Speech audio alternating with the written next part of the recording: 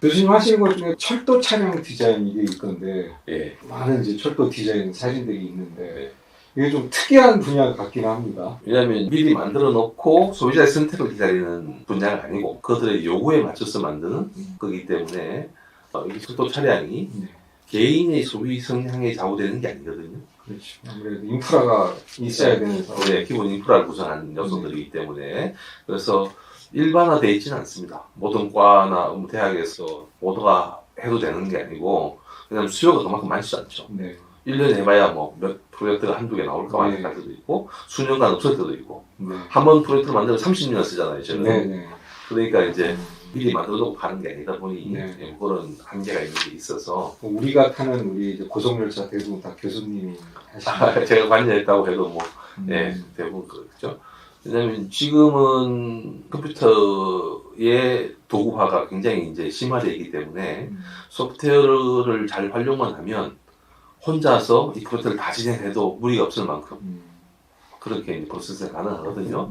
옛날에는 이 파트별 모든 사람들이 많이 나눠서 몇십 명 됐었지만 지금 그걸 혼자 할 수 있는 세상이 됐으니까요. 네. 창원에 가면 현대로템이라고 하는 철도 차량 그런 걸 만드는 회사거든요. 이것도 진짜 우연한 기회입니다. 제가 뭐 철도 차량 디자인이라는 개념이 없었을 때니까요. 네. 벌써 한 30년 됐네요. 철도 차량 개념이 없을 때니까요. 한국에서 처음으로 철도 차량 디자인 네. 하신 거고. 왜냐면 이제 현대로템에서 홍콩에서 수주를 받았습니다. 그때만 하더라도 값싼 거 넘겨 믿을 수 있는데 값이 싸니까 우리나라에 맡긴 것 같아요. 수주를 해왔습니다. 봤는데 그때만 해도 홍콩이 영국에 소속돼 있었잖아요. 그러다 보니까 영국 스타일로 이제 프로젝트를 진행하는 거예요. 요구가 뭔가 하면 엔지니어들만은 안 된다. 반드시 디자이너가 프로젝트에 참여를 같이 해야 된다. 라고 해서 그 사람들 입장에서 보면 영역별을 더 주고하면서 할 이유가 없었을지 모르지만 그런 요구가 있으니 그러면 디자인하는 사람들을 섭외하자. 그래서 저를 이제 디자이너로 초빙을 했어요, 그 사람들이. 그럼 그 전부터 뭐 차량 뭐 이런 쪽에 디자인을 하셨던 건 아니고? 그건 아닙니다. 네, 그냥 일반 디자인을 했죠. 교수님도 어떻게 보면 이제 처음 하는 분야. 저도 처음 하는 분야였습니다. 처음 하는 분야인데 같이 해보겠습니다. 하고 해서 이제 시작했던 건데 그러면서 이제 저희 말하는 그때는 도면 손으로 그릴 때입니다. 그런데 엔지니어들을 만나보니까 엔지니어들은 구조, 기능, 역학에만 관심이 있어요. 옛날 철도 차량 생각해 보시면 그냥 다 똑같지 않습니까? 생겼잖아요. 네. 그래서 이제 요거는 아니다. 결과적으로 같은 구조를 만들고 같은 재료를 쓰면 거기에 색도 존재하고 질감을 내는 방법도 존재하고 그다음에 그것 전체적인 균형도 존재하고 일관성도 존재해야 될 텐데 그러면 이렇게 하는 게 좋겠다라고 하는 디자인의 관점에서 이제 디자인을 비로소 소위 말하는 우리나라 열차 디자인이라는 개념을 처음 이제 같이 도입하게 된 계기가 홍콩 측의 요구도 있었지만 그것을 수용한 열차 차량 제조업체에서 그렇게 하자. 그렇게 좀 도와주세요라고 해서 그렇게 시작된 그런 계기가 있습니다. 그러니까 예전에 저희 뭐 새마을, 통일호, 무궁화, 비둘기 뭐 이런 전부 다 그냥 박스죠. 똑같은 모양이었고 색깔만 좀 달랐던 것 같은데 고속열차가 도입되면서 디자인이라는 개념이 들어오게 된 것 같고. 그렇습니다. 그럼 이제 교수님이 우리나라 철도 차량 디자인은 산 역사시네요. 아마 뭐 제 경험상 보면 초기 차량부터 해서 지금까지 한 20여 대 이상 디자인했기 때문에 양으로 보면 그렇게 있죠. 왜냐하면 우리나라가 이제 KTX를 처음 들어올 때만 하더라도 차량의 디자인이 왜 필요한가라고 하는 엔지니어들이 이제 다 그런 생각을 하고 있던 세상이었거든요. KTX 처음 들어올 때는 프랑스의 떼제베를 그대로 가져와서 우리가 조립을 해서 그 다음에 이제 부품들을 카피해서 만들어서 나머지 이제 전체를 했잖아요. 그러다 보면 지금 처음 나온 KTX 타지 보시면 아시겠지만 떼제베와 똑같습니다. 자리도 안 돌아가고. 네. 뭐 약간의 우리식으로 했다고 하는 색채 정도 조금 다를 뿐인데 똑같았습니다. 그래서 이제 우리도 고속철을 만드는 그런 국가가 돼야겠다. 해보니까 그게 가능성이 있다는 걸 알았잖아요. 할 수 있겠구나 라고 해서 그때부터 이제 나라 KTX 산천이라고 하는 프로젝트를 진행하게 됐었죠. 앞으로 이제 교통수단이 뭐 자율주행차, 도심 항공, 모빌리티 이런 것들이 다양하게 도입될 텐데 그쪽하고도 그럼 디자인적으로도 많이 연관될 수 있는 부분이 있지 않을까? 앞으로 세상은 아마 인간이 힘들거나 어렵거나 이런 일들로부터는 자유로워지는 그런 쪽으로 뭐 디자인이 됐거나 그렇게 보면 철도 차량도 마찬가지일 거고 철도 차량이 아니라 일반적인 운송수단이라고 하는 것이 사람이 더 이상 피곤해하지 않는 그런 세상을 맞게 보면 지금 예를 들면 대구 3호선 지상로로 다니지 않습니까? 그 차량도 제가 디자인했는데 그러면 거기에는 지금 실제로는 조종하는 사람이 없단 말이죠. 네. 무인으로 네. 움직이는 건데 근데 그걸 못 믿어서 가끔씩 이제 옆자리 한 번씩 타고 계신 분이 계시긴 하지만 무인이라고 하는 것이 필연적으로 갈 수밖에 없는 구조입니다. 전 세계도 그렇게 움직이고 있고 네. 심지어 물론 뭐 약간의 불상사는 있긴 하지만 저 미국에서는 무인으로 택시도 다니고 하지 않습니까? 네. 그런 건 있긴 한데 아마 철도 차량도 근데 이제 철도 차량이 무제한 고속으로 움직이는 차량들은 완전히 자유로워지려면 조금 있지만 더 고속으로 움직이면 인간이 시행할 수 없잖아요. 어차피요. 예를 들면 저 시속 뭐 1000km 이상 2000km 이상 달리게 되면 인간이 제어가 안 되죠. 기술 수준이 높아지면 높아질수록 인간이 제어할 수 있는 수준이 아니게 되는 세상이 오기 때문에 어차피 그렇게 옮겨질 거라 생각합니다. 계속 여러 가지 수단이 개발될수록 디자인의 수요도 점점 많아질 수밖에 없겠네요. 여기 한계가 하나 생긴 게 요즘 AI라고 하는 네. 분야가 이제 인간의 지성 넘어서서 인간의 창의성이라고 하는 뭔가 대체할 수 있을 것인가. 어떻게 보면 이제 요즘 화두이기도 한데 아트를 하시는 교수님께서는 그 창의성이라는 부분과 인간만이 가진 고유한 영역이라고 생각했던 건데 이제 그것도 AI와 경쟁을 해야 되는 경쟁이란 표현이 맞을지는 모르겠지만 그 점에 대해서 또 생각이 많으실 것 같습니다. 예를 들면 작곡을 한다고 치면 작곡의 방법에 대해서는 이미 수많은 작곡가들이 다 원칙이라든지 다 만들어놨습니다. 그러면 그 빅데이터를 갖고 있는 AI가 오히려 훨씬 작곡가를 능가하는 수준의 작곡을 만들 수 있는 여지가 있습니다. 그런데 흔히 말하는 창작의 세계, 그 이제 음악일 수도 있고 미술일 수도 있고 디자인일 수도 있지만 그럼에도 불구하고 창작의 세계가 아직 인간만이 할 수 있다고 약간 생각할 수 있지만 결국 AI도 보면 인간이 만들어낸 그거잖아요. 그렇죠. 근데 인간이 만들어낸 지가 학습을 하잖아요. 자기 스스로 학습. 그러면 이제는 창의성이라고 하는 부분에서 서로 경쟁해야 되거나 오히려 뒤처져야 될 수밖에 없는 상황이 되는 거고 특히 디자인 분야는 창의성에만 존재하는 것이 아니라 사람을 이해하는 거거나 시장을 이해하거나 다양한 인풋이 존재해야 되잖아요. 네. 다양한 조건을 다 넣으면 오히려 더 유리한 게 저는 AI라고 생각하거든요. 그래서 앞으로 뭐 예측하기로는 5년에서 10년쯤 있으면 AI도 창의성 분야에 있어서도 인간을 능가하는 능력을 가질 것이다. 예측하는 분이 많거든요. 당장도 마찬가지입니다. 학생들이 과제를 AI가 동원된 몇 가지 과제를 해오면 보면 표현합니다. 아직까지. 우리 같은 숙달된 사람들이 보면 아 이건 기계적 요소로 만들어졌구나 표현하지만 언젠가 그것은 넘어설 거라 생각이 듭니다. 그래서 오히려 어떤 걸 해야 되는가 하면 AI를 잘 활용하는 방법. 네. 오히려 그래서 AI는 두 가지 문제가 있다고 보이는데요. 윤리적인 문제가 있을 수 있고 그 다음에 이걸 얼만큼 창의적인 것까지의 인정 범위가 있을 수 있잖아요. 저는 그렇게 생각하는 부분이 있습니다. 예를 들어 제가 연필을 써서 뭔가 그리잖아요. 이렇게 만들고 아이디어 스케치 끄집어내잖아요. 네. 요걸 사용하지 않습니까?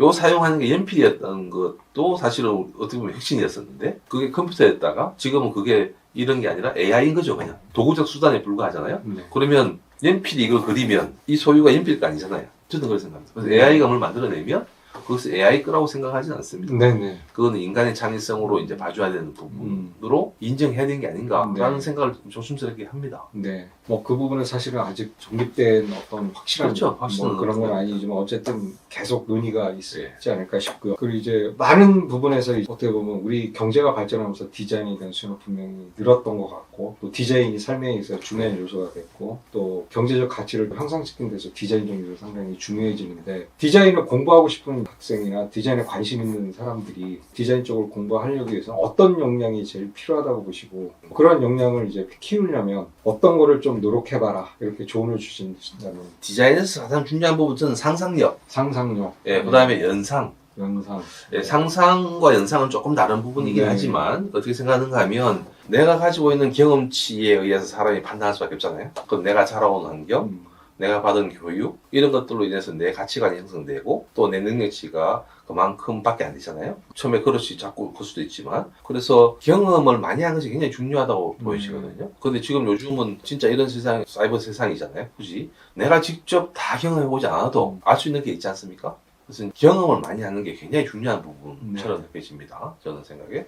그러면 경험의 질이나 방법론이겠죠, 이제. 네. 저는 그래서 요즘에 미디어가, 디지털 미디어가 많잖아요. 디지털 미디어가 많은데 거기에는 뭘 경험하게 해주는가 하면 감독이든 작가든 아니면 배우든 아니면 뭐 촬영한 사람이건 그 사람이 보여주는 환경으로 제한된 세상이잖아요. 네. 근데 거기에서 뭔가 얻는 것도 방법이지만 저는 지금도 여전히 유효한 방법 중에 하나가 글로 세상을 이해하는 것도 중요하다고 생각해요. 왜냐하면 글로 써놓으면 거기는 내가 상상력을 동원해서 내가 가진 상상의 깊이만큼 세상이 커질 수도 있고 작아질 수도 있고 깊이가 깊어질 수 있잖아요. 그런데 이제 글 읽는 거 싫어하잖아요. 요즘은 더더욱 그렇죠. 네.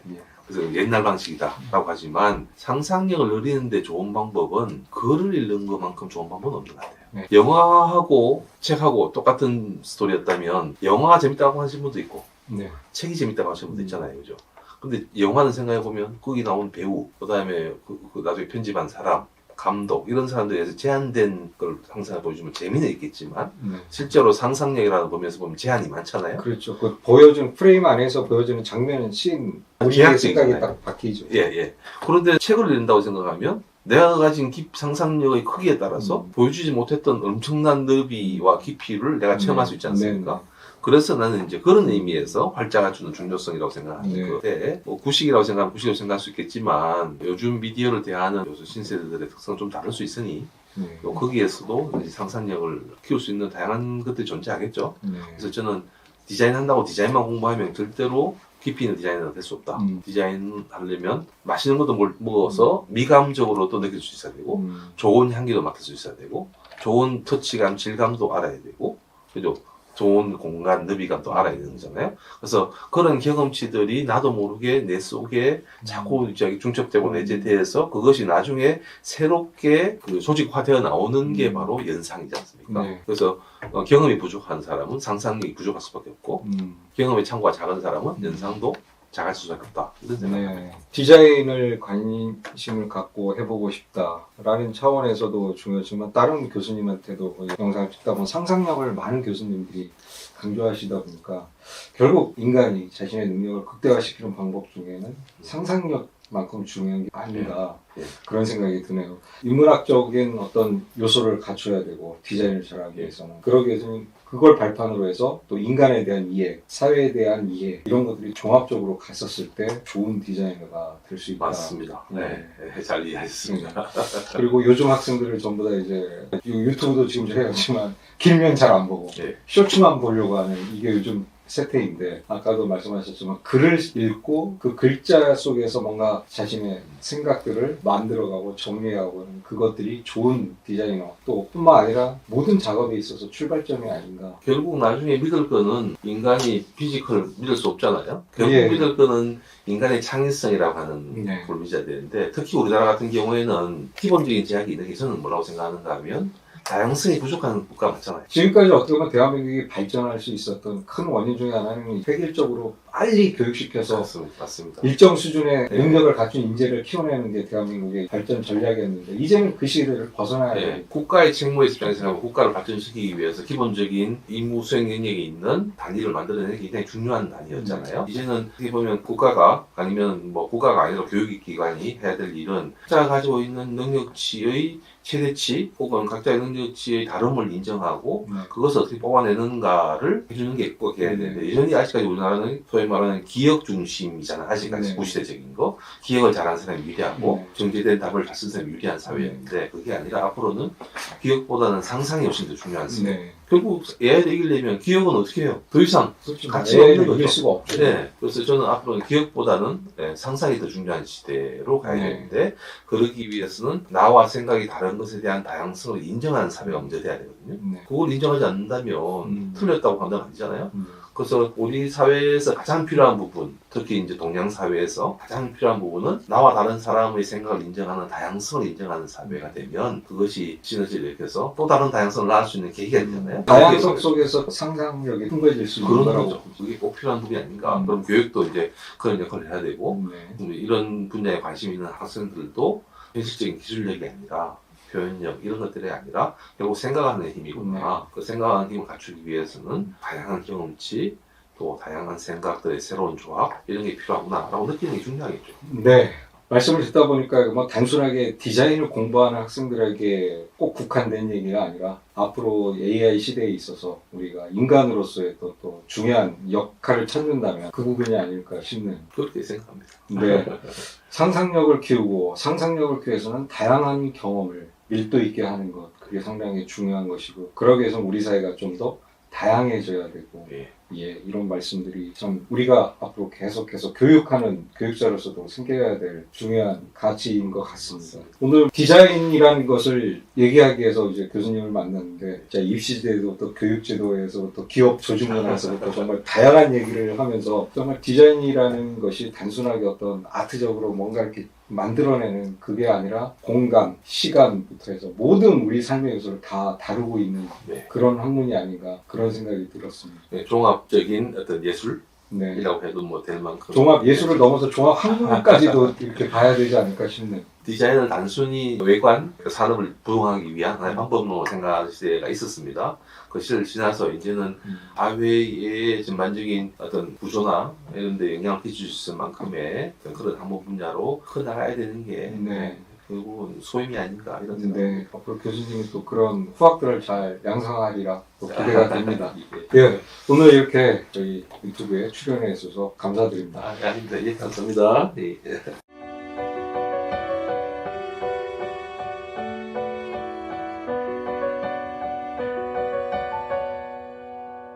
It's my